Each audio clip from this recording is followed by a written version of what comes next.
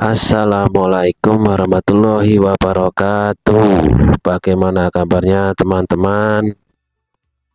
Oke, saya di sini akan bersama Mbak Kumaila lagi ya. Oke, Ada ya para teolog yang mikirin konsep agama dan ketuhanan itu bukan Tuhan yang ngasih tahu.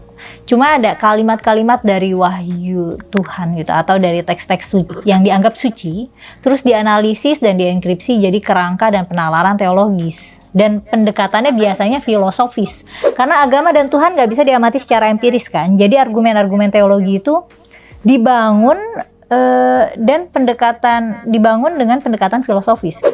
oke teman-teman, kita akan bahas ini ya. Dibangun dengan pendekatan filosofis. Saya setuju teman-teman ya. Tapi jangan lupa Mbak Kumaila, agama itu bisa lebih dekat lagi dengan iman. Filosofis kan masih menggunakan akal pikiran, memang bisa dijangkau dengan akal pikiran, tapi tadi terbatas. Ada yang lebih bagus lagi, bukan tadi itu jelek ya, lebih bagus lagi itu dengan iman. Sami'na wa ata'na, kami dengar ya Allah dan kami taat. Bukan kami dengar, kami analisis dulu dan kami simpulkan. Kalau cocok dengan otak kita, dengan analisis kita, dengan kebiasaan kita, itu baru kami beriman. Dan ketika tidak cocok, kita tidak beriman. Oke, lanjut videonya ya. Alasan akal itu terbatas, akal manusia itu terbatas, itu menurutku adalah alasan ngeles orang-orang yang emang either nggak bisa mikir atau pas mikir. Oke, sebelum lanjut, kita lanjut dengan malas mikir ya. Yang kemarin sudah saya bahas tahap 1. Mohon maaf ya, mic-nya kurang enak teman-teman. Oke, saya bahas yang ini. Bukan malas mikir Mbak ya. Itu hanya orang tertentu tok ya. Malas mikir tentang kekuasaan Allah itu beda lagi. Dan kami umat Islam itu berpikirnya dengan iman Mbak. Kami dengar dan kami taat. Apa yang disampaikan Allah lewat Al-Quran itu sudah terjamin ke originalnya 100%. 100% ya, karena dalam kitab Al-Quran zalikal kitabul la raiba fihi hudal lil muttaqin ya. Mohon maaf kalau saya salah. Itu adalah inilah kitab yang tidak ada keraguan di dalamnya. Kitab mana yang berani bilang gitu? S2, S3 itu tesis dan disertasinya itu masih bilang mohon maaf kitab saya, mohon maaf jika kurang sempurna. Itu tidak ada. Al-Quran bilang inilah kitab yang tidak ada keraguan. Oke, lanjut video berikutnya. Kalau ada pemikiran-pemikiran rasional yang mendukung kepercayaannya, ya akan dipegang mati-matian. Sementara kalau ada pemikiran-pemikiran yang tidak selaras dengan kepercayaannya, ya di-skip. Ya itulah manusia dengan bias kognitifnya. Oke, Anda bilang kalau nggak cocok bisa di-skip. Itu lihat dulu lagi, yang mana harus di-skip. Bagian mana dan objek yang apa harus di-skip. Karena kalau cuma ngomong rezeki, ya memang kita harus beriman. Rezeki itu datangnya pasti dijamin. Pasti datang, ada rezeki. Contoh rezeki ya. Rezeki ada yang kita berusaha dapat rezeki. Ada yang rezeki tanpa harus kita minta. Itu kan ada ditulis ya. Di Lauhul Mahfuznya Allah itu sudah ditulis. Si A misalnya, tanpa kerja itu bisa dapat rezeki. Karena apa yang sulit bagi Allah nggak ada. Jadi ketika Anda membandingkan ada rezeki ketika kaya, itu beda lagi ceritanya. Beda sekali, beda Mbak Kumaila. Bisa ke Allah memberi rezeki tanpa harus kerja itu. Tapi masalahnya, jika terus-terusan begitu, Allah itu maha adil. Kasihan dong yang kerja keras. Nah, di sini kan keadilan Allah itu tadi. Jadi bukan karena kerja kerasnya rezeki itu ya, karena ikhtiarmu, tapi karena kasih sayangnya Allah tadi itu ke kamu, ke kita, ke makhluk hidup manusia. Itu kasih sayangnya Allah Mbak. Karena kalau cuma ngomong rezekinya 24 jam, mungkin gerai-gerai yang ada di luar sana yang bukanya 24 jam mungkin akan kaya, tapi ternyata enggak. Tanpa harus 24 jam rezekinya juga bisa kaya, ada orang yang kaya. Oke ya, dan juga sebaliknya. Oke, lanjut videonya. Punya kecenderungan untuk bias konfirmasi dalam mencerna informasi.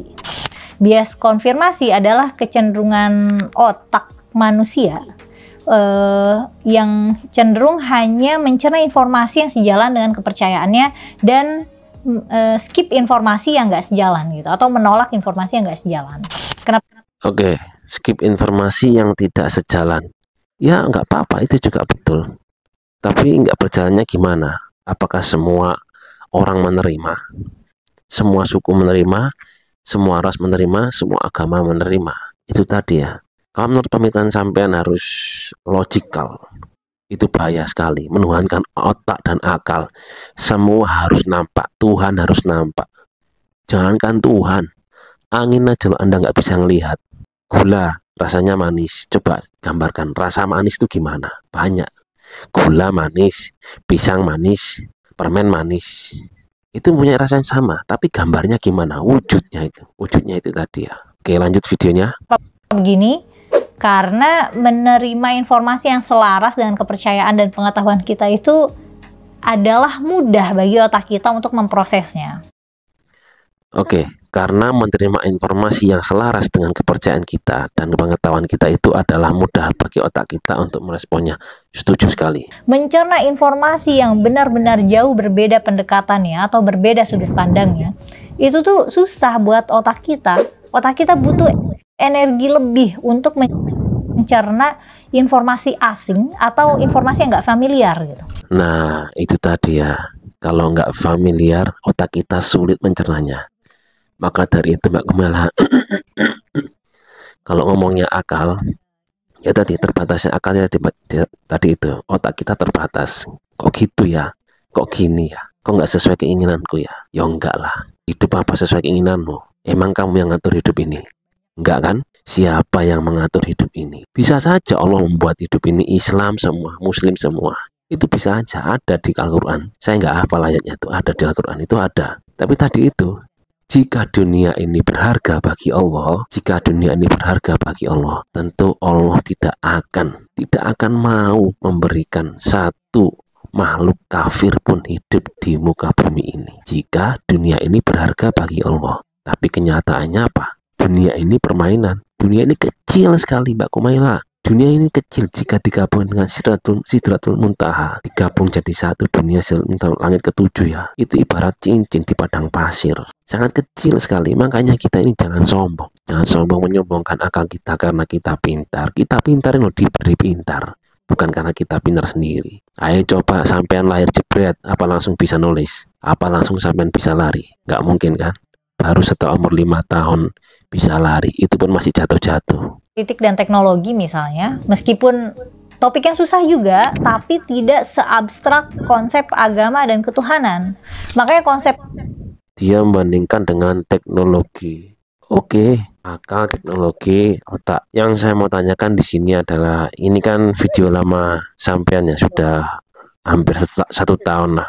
Yang saya tanyakan sekarang yaitu ada negara adidaya yang teknologinya maju, yang orangnya berpikiran kritis, semua harus dengan akal dan otak. Tapi waktu kebakaran itu bagaimana? Nah, itu yang harus sampai pikirkan lagi. Oke, lanjut ya. Tuhan dan agama tuh nggak ada kesepakatannya. Umat manusia ini tidak sepakat pada konsepsi tunggal tentang konsep Tuhan dan agama. Gitu. Makanya tidak setuju dengan konsep agama dan Tuhan. Ini ngeri nih, semakin mengerikan sekali. Ya nggak apa-apa lah, kita harus jelaskan ya. Ya mungkin nggak tahu, kita harus jelaskan. Oke, cuman saya mohon maaf ya jika penjelasan saya nanti kurang bisa diterima. Jadi mohon maaf.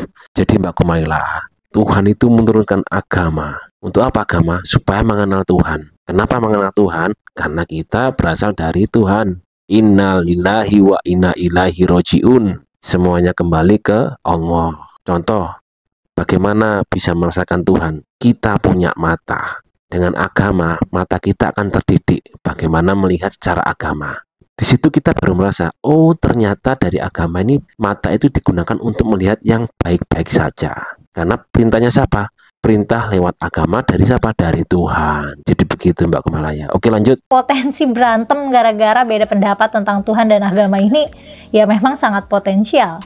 Makanya agama ini bisa jadi sumber konflik. Makanya agama itu bahasannya bisa sensitif. Agama bisa jadi sumber konflik dan agama bisa jadi sensitif. Oke, setuju. Saat ini emang banyak ya orang gak mudah diadu domba gara-gara masalah sensitif, yaitu agama. Olo-oloan.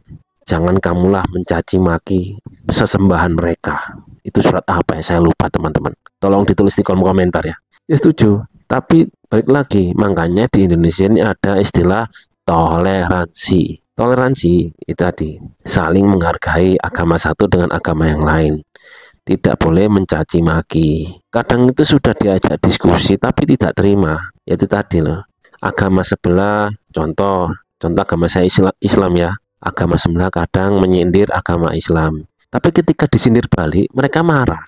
Nah itu gimana? Itulah yang terjadi konflik dan sensitivitas. Makanya hati-hati kalau membahas agama. Sampean kan bilang Al-Quran itu cuma dongeng. Ini kan masalah sensitivitas juga. Kisah Nabi dongeng. Nah itu timbul perselisihan. Perselisihannya apa? Orang-orang menganggap Anda itu Islam, tapi membahas keburukan Islam itu sendiri. Itu kan sama aja musuh dalam selimut kalau menurut saya itu. Jadi nggak salah ketika Anda bilang saya akan diancam itu. Diancam bla bla bla bla. Itu nggak salah. Menurut saya itu nggak salah. Karena apa? Kalau ada umat Islam yang agamanya dihina, dia diam saja, gantilah pakaianmu dengan kain kafan. Karena nggak bisa dibikin kesepakatan, karena memang seabstrak itu. Dan saking abstraknya juga, kita bisa juga mempertanyakan apakah agama itu politik? Bisa juga, agama itu politik, bisa juga. Apakah agama itu budaya? Ya agama itu bagian dari budaya, ya emang bisa juga diartikan begitu. Nah, akal manusia... Agama bisa jadi politik, bisa. Apalagi di negara Konoha itu ya, wah itu suka sekali ya. Bahkan sampai sekarang ya, yang masalah nasab itu pun masih dipermasalahkan. Orang yang pura-pura ngaku cucu Rasulullah langsung percaya 100%, itu negara Konoha, Mbak Kumaila. Itu yang jadi politik. Jadi budaya juga bisa. Ada yang kemarin tuh ya, yang menendang Sajen itu. Ya itu karena dia kurang paham agama. Bukan agama yang salah, tapi orangnya masih belum paham, belum menyeluruh mempelajari agama Islam. Kita tidak boleh memaki sesembahan lain. Iya, telah menjadi alat utama dalam memahami dunia, dalam memahami fenomena di sekitar kita. Dan melalui penalaran dan metode ilmiah, kita sudah mencapai kemajuan yang luar biasa ya dalam ilmu pengetahuan, dalam perkembangan teknologi, dan dalam filsafat. Secara evolusioner, otak manusia itu telah berkembang untuk memecahkan masalah kompleks dan abstrak ya. Neuroscience menunjukkan bahwa otak memiliki plastisitas yang memungkinkan pembelajaran dan adaptasi terus-menerus. Nah, kognisi tingkat tinggi ya, seperti misalnya kemampuan untuk berpikir abstrak gitu dan memahami metafora, itu menunjukkan bahwa akal manusia memang mampu kok menjangkau konsep-konsep yang tidak secara langsung bisa diamati. Nah, sekarang dia sudah berbeda pendapat lagi dengan yang tadi ya, bisa menjangkau dengan apa yang tidak rasional lah mungkin menurut saya itu. Nah, inilah kenapa zaman dulu itu kalau orang berpikirnya laut bisa terbelah. Itu nggak hanya di Islam aja, Mbak Kuman bahas. Di agama Kristen pun juga ada laut terbelah, Nabi Musa itu ya. Kita menganggapnya cuma Nabi Musa membelah lautan itu dengan izin Allah ketika dikejar dengan Fir'aun. Tongkatnya suruh menyentuh dengan tongkatnya disentuhkan ke air. Jadi akal manusia tidak hanya terbatas pada pengalaman empiris. Matematika murni misalnya, itu kan produk pemikiran manusia yang abstrak dan nggak selalu punya representasi fisik. Konsep seperti misalnya tak hingga atau konsep dimensi ekstra dalam fisika teoritis itu nunjukin bahwa manusia bisa kok memahami ide-ide yang melampaui pengalaman sehari-hari. Nah, ilmu pengetahuan ini telah mulai menjelajahi fenomena agama melalui banyak bidang ya, mencoba menjelaskan agama secara psikologi, dari sudut pandang antropologi dan sosiologi. Nah, studi ini itu kan pakai metode ilmiah untuk memahami bagaimana kepercayaan dan praktik keagamaan berkembang dan mempengaruhi individu hingga masyarakat umum. Nah, ini kan bukti ya, bukti bahwa akal manusia dapat digunakan untuk meneliti dan memahami aspek-aspek agama dan ketuhanan. Nah, itu tadi yang saya bilang.